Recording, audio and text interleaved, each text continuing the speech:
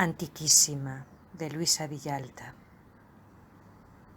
Esas son eu, rubindo unha e outra vez as escadas dun mundo posíbel, separado sempre pola idade, a teima e a vontade íntima de voar. No alto, a miña casa alta, e por cima, un país nas nubes, lidando co sol difícil do norte, que sempre se rende ás gadoupas do mar, e esquece ficar para quecerme.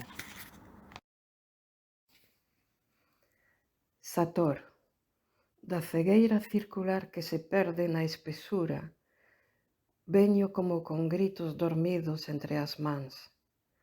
En cada célula unha pequena conciencia ponse de pé, cando o pincel do desexo carexa a miña forma e lle labra un sitio inédito no mundo. Pergunto, como sería todo antes? Como será despois de min? Un ponto cego que só diante do ollo se me abre.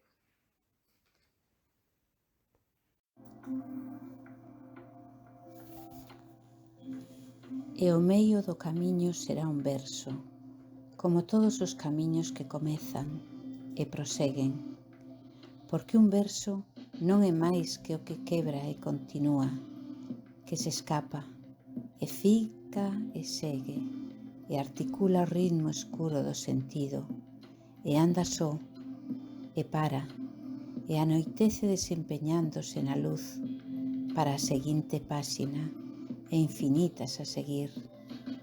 Río en herdanza, libro a libro, como un século a outro século.